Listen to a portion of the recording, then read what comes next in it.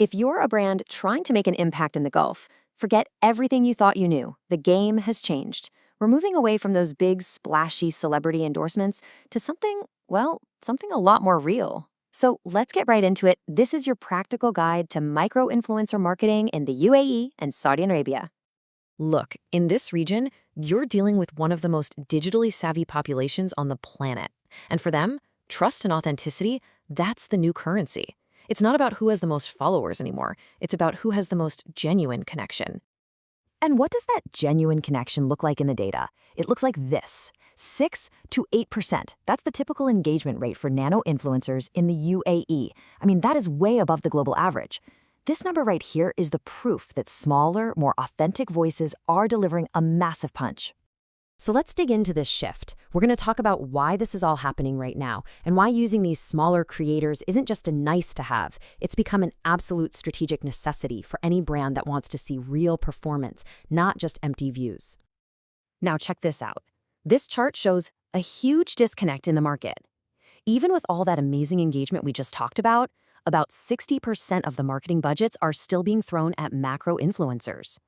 Meanwhile, the micro creators, the ones with a real connection, are getting just a tiny slice of the pie. This is a massive market misalignment, and frankly, it's a huge opportunity for brands who are paying attention. And that opportunity is absolutely enormous.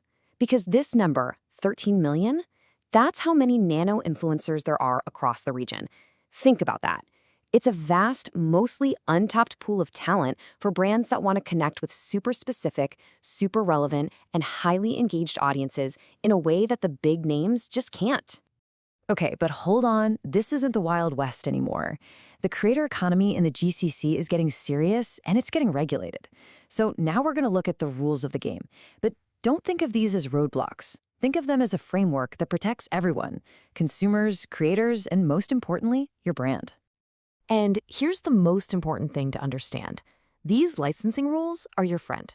Seriously, they're basically a professional filter, a quality control check that makes sure you're partnering with creators who are verified, legal, and professional. It dramatically cuts your risk and seriously ups the quality of your campaigns. Now, at a high level, the two biggest markets here have slightly different ways of doing things. In the UAE, you've got a dual license system. Over in Saudi Arabia, it's a more centralized model. Knowing the difference is going to make your campaigns run a whole lot smoother. Let's break them down. So for the UAE, it's a few steps. First, an influencer needs a proper trade license. That makes them a real, legal business. Then they need an e-media license for their online work. And finally, there's the Muklin permit, which is specifically for influencer marketing. And here's a great tip. That permit is free for residents for their first 3 years, which makes it way easier for quality local talent to get in the game. Now, over in Saudi Arabia, things are a bit more streamlined under what's called the Mathuk license. It's one clear system. You pay a fee, it's good for 3 years, and the rules are simple. Be over 18, have a clean record, and always disclose paid ads. It creates this really transparent and structured environment that makes finding and vetting legitimate creators so much easier for brands. Okay, so you get the landscape, you know the rules. Now for the fun part, your campaign playbook. This is the practical, step-by-step guide to finding the right people, making sure they're legit, and building a network that will actually drive results. Let me be clear.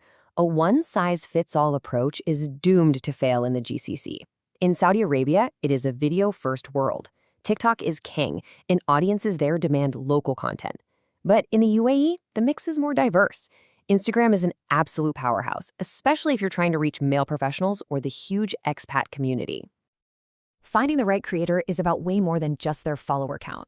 You need a solid vetting process. First, check their audience demographics. Are their followers actually in your target country? Second, use AI tools to sniff out fraud, like fake followers. Third, do it the old-fashioned way. Manually check their profile for any red flags. And finally, and this is crucial, always run a small test campaign before you commit to a big budget. So, what's this going to cost? Well, most micro-influencers in the region are going to charge somewhere between $100 and $500 per post, with video costing a bit more. But here's my pro tip. Go for a hybrid payment model. Pay a fixed fee to cover their time, but add a performance-based commission. That's how you really motivate them to drive sales for you. The real magic happens when you stop thinking about one-off posts and start building long-term partnerships. When an audience sees a creator they trust working with your brand again and again, it builds incredible familiarity. You get better content, and over time, your cost to get a new customer actually goes down. Plus, you can reuse all that great content in your own paid ads. It's a win-win. All right, you've built your network, you've launched your campaign, but is it actually working? Now we get to the final part of the playbook, measuring real impact. This is how you prove the ROI and justify those long-term partnerships we just talked about. As we get into measurement, just remember this one core idea. Micro-influencers work because they feel real and relatable, not because they're making slick, polished ads. Their authenticity is what drives results, and that's exactly what we need to measure. So that means we have to look past those old vanity metrics like reach or impressions. The numbers that really matter are the ones tied to your business goals: click-through rates, conversion rates, cost per acquisition. And here's one to really watch: the save and bookmark rate. When someone saves a post, it means they see real value in it. That's a super powerful sign of a successful campaign. Let's look at this in the real world. E-commerce giant Noon.com used a network of over 40 micro-influencers for a big sale. And the result? A 25% jump in website visits and, even better, a 15% increase in conversions. That is a direct impact on the bottom line. And it's not just for online businesses. Salt Dubai, a super popular food brand, worked with 30 food and lifestyle creators. Sure, they got massive reach, 10 million impressions, but the real win was something you could see and feel: a 20% increase in actual foot traffic to their stores. Okay, let's wrap this all up. We've gone through the data, the playbook, and some real-world examples. So here it is, your final checklist. These are the most critical things you can go and do right now.